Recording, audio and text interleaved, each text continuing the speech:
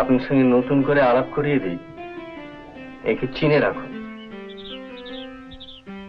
এর সাহসের সঙ্গে কোনো গপ্পের হিরোর সাহসের তুলনা হয় না। ইনি করাল কুম্ভীর লেখক, স্বনামধন্য জটায়ু। জটায়ু?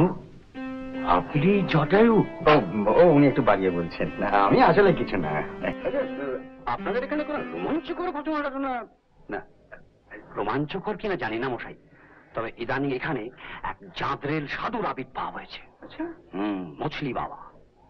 মছলি বাবা? মছলি বাবা প্রয়াগ থেকে সোজা সাঁতরে এসেছেন কাশিতে। বলেন কি মশাই, একবারে সাঁতরে?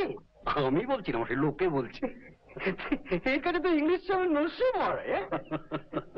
ওই দারভাঙ্গা ঘাটের কাছেই দর্শন দেন, ভক্ত সমাগম হয়, উৎকৃষ্ট ভজন হয়, আর বাবাজি যেদিন তার উপর দয়া করেন তাকে একটি মন্ত্রপুত শল্ক দেন। না ভাই না, এক মিনিট, এক মিনিট।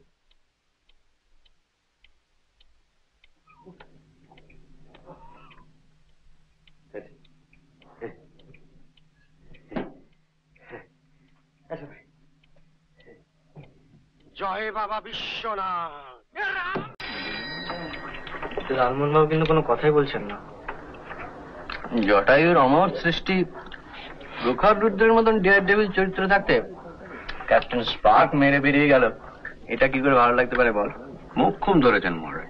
তার মানে রহস্য রোমাঞ্চ সিরিজের আপনি একমাত্র জনপ্রিয় লেখক নন, আপনার রাইভাল আছে। আরে কালকে ছোকরা ওই খিদিস চাকরাদা ওই দর্জি প্রাণে থাকে, নিশাচর ছদ্মনামে দেখে।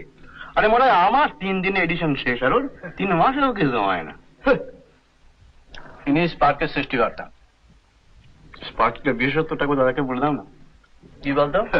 ওর মাথায় কোনো ভালো আইডিয়া এলে এই খাতা থেকে স্পার্ক বেরোয়। ব্রিলিয়ান্ট।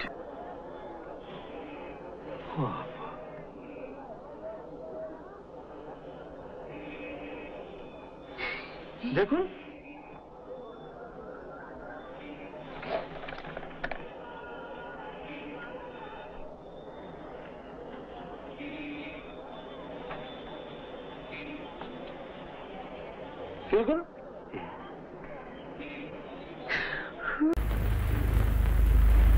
সরকার যদি যাচাই করে দেবে এখন যে আপনার আবিষ্কারটা জনসাধারণের কাজে লাগছে, তাহলে অবশ্যই আপনাকে জনসাধারণের জন্যই তো এই ওষুধ স্যার।